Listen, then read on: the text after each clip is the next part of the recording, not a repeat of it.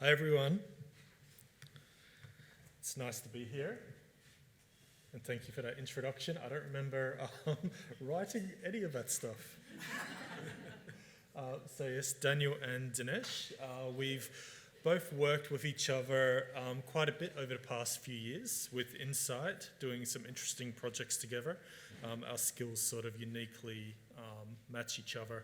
So if you don't know Insight, Insight's a Fortune 500 solutions integrator, and we're lucky enough to be Microsoft 2023 Australian Partner of the Year. We essentially just help organizations accelerate their digital journeys and transformation projects. We work across the entire Microsoft stack, from M365, Dynamics, cybersecurity, Azure, all of it. And here we're really just looking at the M365 information management aspects. So today I'll give you a little bit of a business context overview. I'll then give you a solution overview just using a few diagrams on the screen, and then we'll get into a bit of a demonstration to show you what we've developed. The demonstration will typically look at a few features. I'll give an introduction to the features. Dinesh has some pre-recorded videos that he'll play and then he'll narrate to, just to save us the embarrassment if we have connectivity issues. And the other thing is, we really struggled to get all of our content to fit a 30-minute session. Our last rehearsal last night was still at about 50 minutes, so we're going to be going at quite a pace. But if we don't get time for questions at the end, come and see us. We're at booth 36, happy to answer anything that you have to ask. So feel free to read that. I'll just give my own introduction to this. So it's a case study that we're both really proud of. Like was mentioned, we've both been in the consulting industry for about 20 years, or the IT industry, I should say. And during that time, we've worked with SharePoint almost since its beginning, and we've heard the same questions over and over, especially from our public sector clients. Can SharePoint take care of all of our EDRMS needs? And we've seen several attempts to do that, not always great. Historically, SharePoint's great at hosting the content, securing it, facilitating collaboration on it, but it couldn't manage the end-to-end lifecycle. It couldn't ensure compliance on records. And that all changed with Purview. Purview came along and now allowed us to ensure compliance from the moment of a content creation through to its disposal. And the other thing that really changed the scene was Power Platform. Are any of you here involved in Power Platform projects? Yeah, so you'll know it's a pretty powerful little tool or product. And that allowed us to now customize unique user experiences to make SharePoint really unique for that organizational context. So our client is the Department of Biodiversity, Conservation and Attractions, and they work to protect the Western Australian environment, biodiversity, cultural and natural values. They consist of several statutory authorities, such as the Perth Zoo, Rottnest Island Authority, Kings Park Botanical Gardens, Parks and Attractions, and each of those statutory authorities bring their own systems and their own processes and their own content up under the umbrella of DBCA. And the business challenge that DBCA were facing is that their legacy EDRMS was super expensive. They couldn't afford to license everyone in the organization, all 3,000 users. It had fallen out of date, and it was also pretty complex to use. So those who were licensed weren't always too enthusiastic about getting in there and using it. So DBCA said, look, we need to save costs and we need to make this user-friendly. We have to get rid of this issue that's causing us not to comply with our records management requirements. And that solution was Microsoft 365. They were already licensed with E5. It was essentially a no-cost move for them to come onto SharePoint, Purview, and Power Platform. So we'll go through some of that today, starting with a solution overview. Now, this was the simplified version, again, that we modified last night just to make it fit. But what we'll see up here are the main components of our solution. I'm going to come around here so I can actually see what I'm pointing at. So the core of the solution is SharePoint. So SharePoint's hosting your content stores. It's also hosting the archival content stores. So we moved all of the legacy content from their traditional EDRMS into SharePoint, into separate records managed compliant sites. And we've got someone in the room today who actually did that move for us. Alex from Information Proficiency, I don't see you anymore. It was a wonderful job that they did. We've utilized something called PnP Search to accelerate some of SharePoint's search capabilities, because they're going to be searching across millions of records in different information silos. We have heavily utilized custom content types within SharePoint and term stores. And the security model is actually quite simple, utilizing Azure Active Directory groups and corresponding those with the SharePoint security groups. We had to create some custom groups for the purpose of this project. The other main components here are the Power Platform. You have Power Automate Flows and Power Apps. A couple of the things that this did is allow us to really tailor this solution to DBCA's needs. So we did that through creating some ministerial correspondence workflows that allowed them to keep the record in its source system without moving it out. We used Power Apps to create front-end experiences for those workflows, specifically around requesting new corporate files or requesting closure of corporate files. We have Purview compliance. So the two main things we're using in Purview was records management and audit. We'll talk about both of those in a little bit.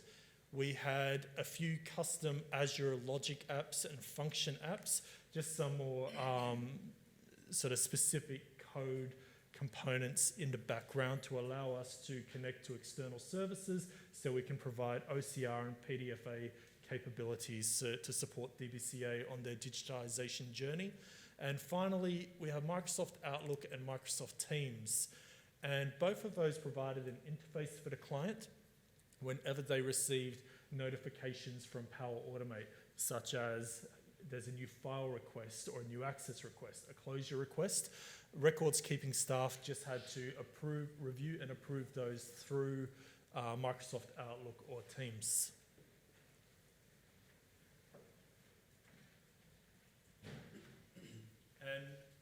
And now we'll talk a bit about the information architecture that was used. Cool. Yeah. Thanks, Dan. So if the slide before gave you a 10,000-foot overview of the entire solution, thank you. Yeah, so the slide before should have given you a 10,000-foot overview of the solution and the capabilities that we've used in the solution architecture, but this one here is to deep dive into the SharePoint aspect of that solution and to give you to paint the picture on how we categorize the information within the SharePoint. Now, information architecture is essentially a key critical element in the EDRMS, especially when we implemented it in the SharePoint. And that's because there are so many other components tied up with the way the information is categorized in SharePoint, such as the information security, and how do you give permissions to the users to access different types of the information, and so on and so forth. So we've put a lot of emphasis on how we wanted to sort of give the user friendliness so users can easily find and retrieve the information, as well as it's tied up with the records requirements as well. So we've leveraged the unified business classification scheme to implement the information architecture. So what it really means basically is DBCA, as Dan was mentioning, they've got the statutory authorities, and the requirement is to manage and control the statutory authorities' information in the same tenant as the DBCA. So we have leveraged the SharePoint hub site architecture and created, I don't know how to use this, but, oh, okay. So we got different hubs for different statutory authorities, and each of those hubs are connected up with their function-based SharePoint sites, and all of these hub sites are connected up with one holistic EDRMS hub site as well. By doing that, executives who needs to surface the information from all the different statutory authorities have one-stop shop to sort of look for that information. They don't have to go to different SharePoint sites and look for the information at different places. So that's the one-stop shop for the executives, and for the individual SCS-specific staff members, their corresponding hub sites are the place to go to look for the information. So yeah, look, I think we've also tied up the information security to align with this information architecture, and that came out really nicely.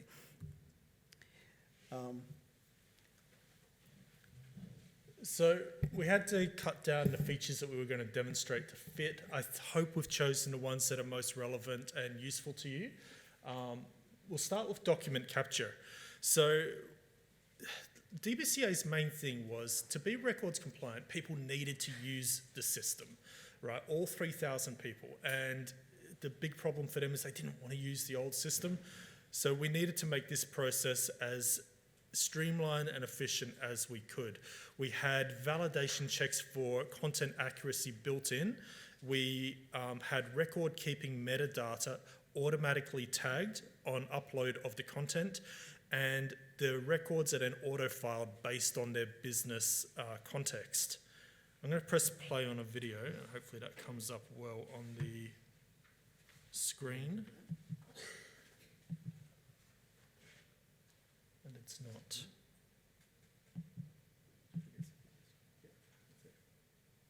Great. Cool.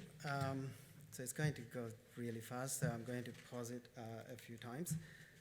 Come on.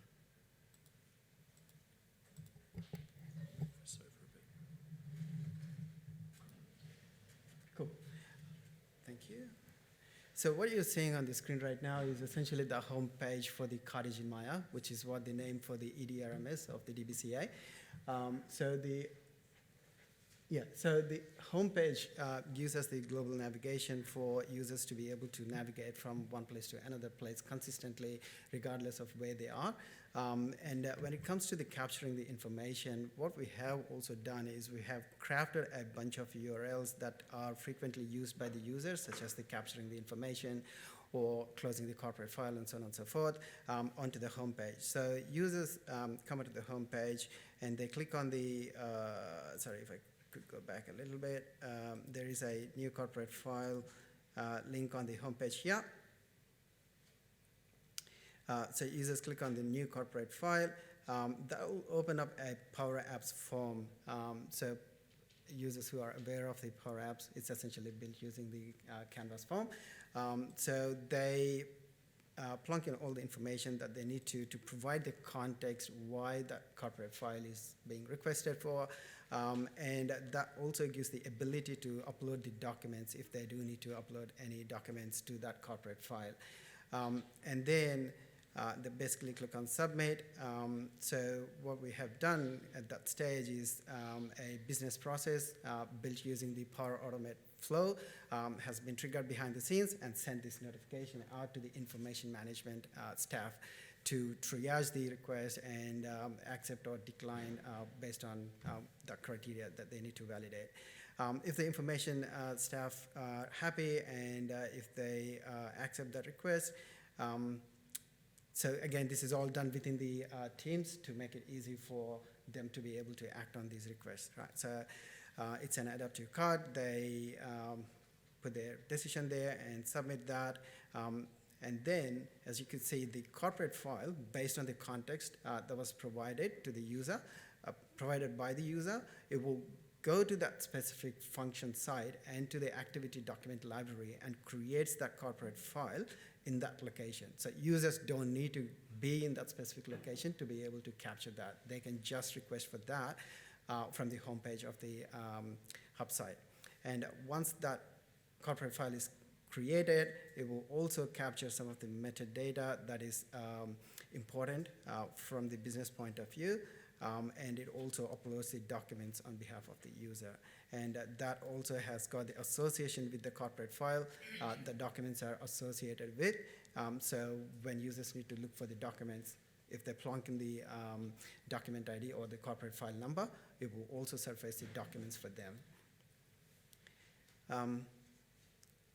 So yeah, again, all the metadata relevant to that corporate file is propagated down to the document, so it's maintaining the context of the corporate file on the documents itself. So if we look at the, is that the right one? Yeah, so some of the metadata which is critical for record keeping purposes, such as the keyword and the activity and the subject descriptor, that is also automatically tagged. So we are not putting any warhead on the user, and we don't need to sort of ask user to tag the record keeping metadata, because users won't know what to tag the information with. So it's all automatically populated based on the context provided on the form. So as you could see here, on the right pane, so where's the keyword? So we've got the keyword, which is collection management, and the activity descriptor, planning. And now, depending on the location or depending on the context provided, subject descriptor can also be populated there. And it also maintains the corporate file number to have the easy discoverability of the documents based on the unique number of the corporate file. So that is essentially the process of capturing the information at DBCA. As the documents are being used, obviously users will need to find the information, and that's what us about finding documents. Great, thank you. I didn't mention it at the beginning, but the name that DBCA gave to this solution is Karajanmaya. It's a Noongar word that stands for knowledge home, and really captured the intent of what they wanted to use this solution for. So the next part is about finding documents. So Microsoft's search capability recently has come a long way. It's very, very powerful. A lot of AI components built into it. But we felt the need to augment Microsoft SharePoint search capability with a community-based product called PNP Modern Search. And this allowed us to facet our search results. So as more statutory authorities come on board and they migrate their existing content, we're going to be dealing with millions and millions of records in no time. So PNP Modern Search allows us to perform a search and then to facet the search based on the type that it is. Is it a record? Is it a corporate file? Is it a complaint file? Or whatever. It then allows us to have visual search refiners based on metadata, and it also allows us to save those searches and to share our search queries with our team, which is a big way that DBCA works. Each team will have their own saved searches. It's another way of providing custom views within SharePoint without the need to go and create new list views or user interfaces. Yeah, so the requirement for DBCA when it comes to the search is basically they wanted it to be user-friendly, and they wanted it to be blended into the Microsoft Search out-of-the-box search functionality, right? So the PNP search capability that we integrated with the SharePoint, it kind of blends into the Microsoft 365 search. We don't need to train the users separately on it. So if they need to look for any documents, they just come into the search up top, and then they plunk in the search string for the documents that they're looking for. When they hit enter, it basically surfaces all the results in the search results web part here. Now, it basically brings in all the types of the information that matches the search criteria. It can be documents, corporate files, or any of the list items in the registries, right? But it is pretty common to sort of slice and dice the information based on the type of the contents. So if the user wants to look for just the records, we provided a pre-crafted views over the top of the search results there. So if they click on the results, it will only surface the records, in other words, documents. And it also provides the user's ability to go to the parent location of the document or record by providing the link there. the search also has the capability to open the documents right from the results web part. It also has got the ability to configure various key critical important information on the search results, so they don't have to sort of change the interfaces to get the information, the context of the document. Now, the other important requirement is for DBCA is to provide the ability to narrow down the results based on different metadata. So it's very common use case in the EDRMS systems to look for the documents based on a keyword or the function or the subject. So this search results provide, this capability provides that ability as well. Cool. Yeah. On to the next. Great. All right, we're going to start rushing now in the interest of time. Get to the next slide. So we're going to talk about retention and disposal. The key thing to note here is that retention is applied at the corporate file level. You don't need to apply your retention policies on the individual document level. From a user perspective, it's done at the corporate file level, which is a container of records. Approval for disposition is sought at the corporate file level as well. When you're ready to close a corporate file, you're locking all of the content within that corporate file, applying your retention labels, and then Purview takes over from there. However, when it comes time to disposition, disposition occurs at the individual document levels. So, where's the pointer? Yeah. So, basically, the administrators create and publish the labels and the label policies within Purview. When a corporate file is closed, they will apply the label to the documents and the file. Microsoft enforces retention based on the labels that were applied. Record-keeping services will go in and manually create what's called a retention event in Purview, which is very simple. Record-keeping services will periodically review content that's coming up for disposal based on a report that we've built, and then they'll initiate for disposition. So it's essentially a two-step process, right? So to retain the documents in the solution, we need to associate the retention label, retention policy to the documents, and that is intrinsic to the business process. And users don't need to know about the retention labels, attaching that to the documents, et cetera, et cetera. So DBCA has got a requirement to close the corporate file when it comes to a certain stage. So it will be locked from users from editing and so on and so forth. So we embedded the retention label association functionality to the closing the corporate file business process. So closing corporate file essentially the same as the creation. So there is a form-based sort of approach. Users fill in the form and click on this. If they want to change the label from the default label, they can also do that on the form. They then submit the form that will essentially does a couple of things behind the scenes. The first thing it does is to sort of associate closing the corporate file by applying a retention label, records retention label. So that prevents users from making any changes to the documents once it is closed. So this is one way of doing things in SharePoint, and it was released by Microsoft very recently. And so we've leveraged that new functionality, and that came out really nicely.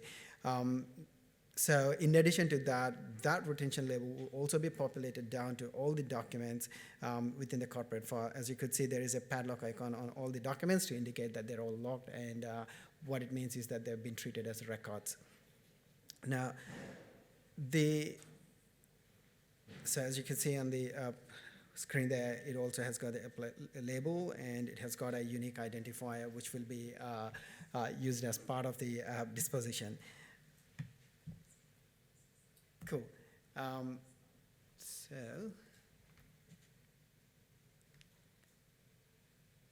hold on. This is the record. Yeah. Okay. All right. So this is the records management or the information staff view of the records management solution. And this is really the missing piece in the entire Microsoft stack to say that, yeah, we can build the solution that is compliant to the State Records Act, depending on the state. we are implementing here, right? So what we have done is we've leveraged the functionality of the Purview portal, and we've created the labels and the label policies in the records management module. Now we've leveraged the E5 license of the agency. So as you could see, they're all event-based retention labels. What it means is that those labels will only be applied when the corporate file is closed, not when the corporate file is created or when it is last modified. It's based on the event. And if I know some of the requirements would be to sort of apply the label when the person leaves the organization or contract closed, and so we can implement all the kind of event-based retention labels in Purview portal now. There is one label policy that we created that publishes all the labels to the document library so we can apply them. All right, so I'm going to go to the next slide. When the corporate file is closed, information management staff receives a notification similar to that with the information on what file is closed and what would be the event date and so on and so forth. There is one step here that information management staff need to do. They go back into the disposal dashboard or the Purview portal and they create an event, and that is the time the retention clock starts ticking, essentially. And based on the retention label associated with the information, it will retain the information for that long. And when the documents meet their retention period, they will come up for the, come on. Is it forwarding? No. Yeah, so they will come up with the disposition in the disposal dashboard. Somehow it's not forwarding. That's right. Yeah, we're running out of time, so basically I will probably pause that for now. So basically the documents come up with the disposal dashboard, and they will have ability to choose it, pick and choose what documents they want to dispose, and it will show up in the deleted disposed dashboard there. If anyone wants to see this, come to our booth. We'll continue the presentation there. Audit and reporting was a big one, and there's some lessons learned that we wanted to share with you as well, which we've run out of time. I will close with this quote from our client. We delivered on all the compliance requirements set out in our request, with the new system being open sourced and available to all agencies. I'll tell you how we did that. And we're poised to raise the bar for records management in Western Australia. Fiona Westerhaven, Information Records Manager at DBCA, also very friendly and happy to engage with other agencies. Fiona,